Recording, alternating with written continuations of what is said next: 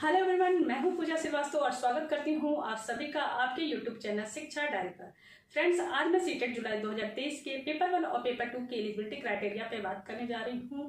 CTET form apply करने को लेकर आपके जो भी डाउट थे वो इस वीडियो के थ्रू क्लियर हो जाने वाले हैं, क्योंकि काफ़ी कैंडिडेट के क्वेश्चन थे, मैम मैंने बीएड किया हुआ है और मेरे ग्रेजुएशन में 50% से कम मार्क्स हैं, तो क्या मैं सीटेट पेपर 1 के लिए एलिजिबल हूँ या नहीं हूँ।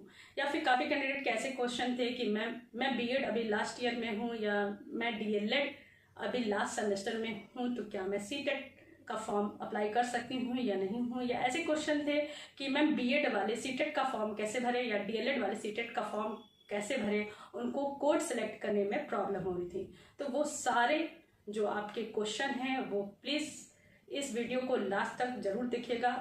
100% आपके वो डाउट क्लियर हो जाएंगे। ये वीडियो ज़्यादा लॉन्ग नहीं है, शॉर्ट है, तो प्लीज़ आप इसको लास्ट तक जरूर देखिएगा।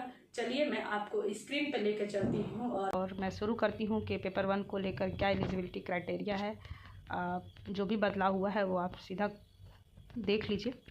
तो अप्लाई फॉर पे मैं गई और यहाँ पे पेपर 1 मैंने सेलेक्ट किया। जो लैंग्वेज को लेकर कन्फ्यूज़न है लोगों में कि लैंग्वेज 1 अगर हम हिंदी सेलेक्ट करते हैं तो सारा पेपर कहीं हिंदी में तो नहीं आ जाएगा, तो ऐसा नहीं है। लैंग्वेज 1 अगर आप हिंदी सेलेक्ट करते हैं तो आपका जो सिर्फ हिंदी का पेपर है वही सिर्फ हिंदी में रहेगा, और जो लैंग्वेज बाकी सब्जेक्ट की है वो सारा आपका हिंदी इंग्लिश में दोनों में रहेगा। मतलब आपको बार बार लैंग्वेज नहीं चेंज करना पड़ेगा, पहले की तरह दोनों लैंग्वेज साथ साथ दी रहेंगी, और सिर्फ इंग्लिश का पेपर इंग्लिश में रहेगा आपका, ठीक है। और सेकंड, अगर आपने इंग्लिश सेकंड लैंग्वेज ली है तो इंग्लिश का पेपर आएगा, और संस्कृत लेंगे तो संस्कृत आएगी सेकंड लैंग्वेज में, ठीक है। तो यहाँ से मैंने सेकंड लैंग्वेज इंग्लिश चूज़ किया।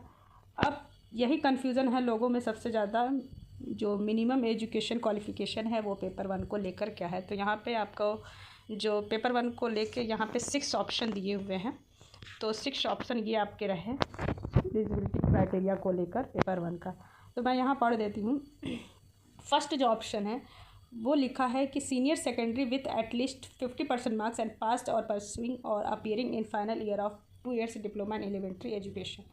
मतलब जिन्होंने डीएलएड कर रखा हो, या तो वो अपीयरिंग में हो या परसुइंग में हो, और उनका जो 12th है वो 50% से पास हो, तो वो सीटेट के लिए पेपर 1 के लिए एलिजिबल हैं, और उनको कोड 1 सेलेक्ट करना है। यहाँ पे लिखा हुआ है ना कोड 1 के सामने।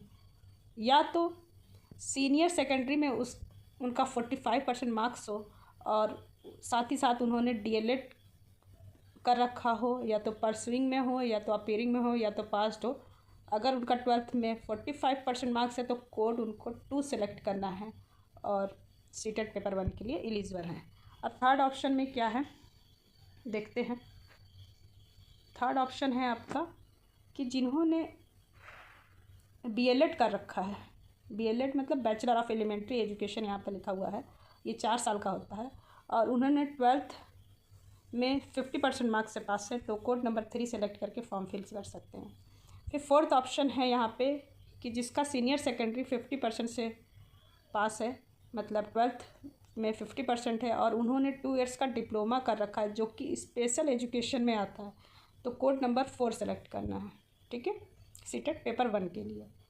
या तो अगर किसी ने ग्रेजुएशन कर रखा है और उसका 50% मार्क्स है, ठीक है, ग्रेजुएशन विथ एटलीस्ट 50% मार्क्स, और वो बीएड पास है, तो वो कोड 5 सेलेक्ट करके पेपर 1 के लिए एलिजिबल हो सकते हैं। मतलब ग्रेजुएशन में मस्ट है कि आपका 50% मार्क्स होना चाहिए, साथ ही साथ आपका बीएड होना चाहिए जो कि एनसीटीई से मान्यता प्राप्त होना चाहिए।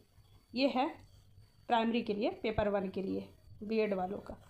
फिर 6th ऑप्शन है पेपर 1 के लिए कि जो पोस्ट ग्रेजुएशन में यदि उनका 55 मार्क्स है, 55% मार्क्स है, और वो बीएड और एमएड कर रखे लेकिन 3 years का जो इंटीग्रेटेड कोर्स होता है वो कर रखा है या अपीयरिंग में है, तो वो पेपर 1 के लिए एलिजिबल है। यहाँ पे बीएड एमएड जो है वो 3 years का इंटीग्रेटेड कोर्स है, ये आप ध्यान में रखिएगा, ठीक है।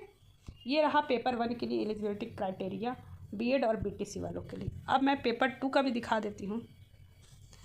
यहाँ से मैंने पेपर 2 सेलेक्ट किया, ठीक है। लैंग्वेज वही रहेगी आपकी हिंदी, इंग्लिश में ये सेकंड लैंग्वेज आप चूज़ कर सकते हैं कि आप संस्कृत लें या इंग्लिश लें या उर्दू लें, बंगाली कुछ भी ले सकते हैं।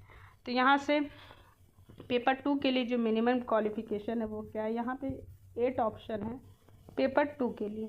चलिए पढ़ते हैं क्या क्या वो ऑप्शन है। तो देखिए, जिन्होंने ग्रेजुएशन कर रखा है चाहे किसी भी परसेंटेज से और साथ ही साथ उन्होंने डीएलएड कर रखा है, तो वो कोड नंबर 1 सेलेक्ट करके पेपर 2 के लिए एलिजिबल हो सकते हैं। और जिन्होंने एटलीस्ट 50% मार्क्स से ग्रेजुएशन पास कर रखा है, या तो यहाँ पे लिखा है आइदर, ठीक है, यहाँ पे पढ़िए, at least 50% marks either in graduation और या तो इन पोस्ट ग्रेजुएशन एंड पास्ड और परसुइंग और appearing in final year bachelor in education. यदि वो ग्रेजुएशन में किसी ने 50% मार्क्स पाया या तो पोस्ट ग्रेजुएशन में पाए हैं, पास्ट हैं और बीएड फाइनल ईयर में है या फिर परसुइंग है या तो पास्ट हैं, तो वो कोड नंबर 2 सेलेक्ट करके पेपर 2 के लिए एलिजिबल हो सकते हैं। ठीक है, यहाँ पे अगर किसी का ग्रेजुएशन में 50% मार्क्स है और या तो 45% मार्क्स है तो भी एलिजिबल है पेपर 2 के लिए। बीएड वाले और बीटीसी वाले भी दोनों लोग एलिजिबल हैं पेपर 2 के लिए अगर 50% मार्क्स नहीं है तो। यही बदलाव हुआ, पहले ये नहीं था शायद। फिर थर्ड ऑप्शन है, आप यहाँ देख सकते हैं कि थर्ड ऑप्शन में दिया है कि graduation with at least 45 marks and passed और pursuing appearing in final year bachelor in education यानी बीएड और एनसीटीई से मान्यता प्राप्त होना चाहिए। ठीक है, तो आप कोड नंबर 3 सेलेक्ट करके पेपर 2 का फॉर्म फिल कर सकते हैं। यानी ग्रेजुएशन में जिसका 45% मार्क्स है और साथ ही साथ उन्होंने बीएड कर रखा है तो वो कोड नंबर 3 सेलेक्ट करें और पेपर 2 के लिए एलिजिबल है लेकिन पेपर 1 के लिए नहीं। और कोड नंबर 2 का है कि 50% मार्क्स होना चाहिए चाहे ग्रेजुएशन में चाहे पोस्ट ग्रेजुएशन में, तो बीएड और साथ ही साथ उन्होंने बीएड कर रखा है या अपीयरिंग में या पास्ट में तो वो फॉर्म फिल कर सकते हैं। फिर फोर्थ नंबर क्या है, सीनियर सेकेंडरी होना चाहिए। सीनियर सेकेंडरी में 50% मार्क्स होना चाहिए, साथ ही साथ उन्होंने बीएलएड किया है बैचलर इन एलिमेंट्री एजुकेशन जो कि 4 साल का होता है वो कर रखा है, तो आप कोड नंबर 4 सेलेक्ट करके पेपर 2 के लिए एलिजिबल हो सकते हैं। फिफ्थ ऑप्शन है कि किसी ने 12th पास कर रखा हो 50% से और उन्होंने 4 साल का बीए बीएससी एड और या तो बीए बीएड बीएससी एड कर रखा हो elementary education, BSc in elementary education, BSc BA in elementary education. ठीक है, और 6 नंबर क्या है कोड, सॉरी 6 नंबर बाकी था।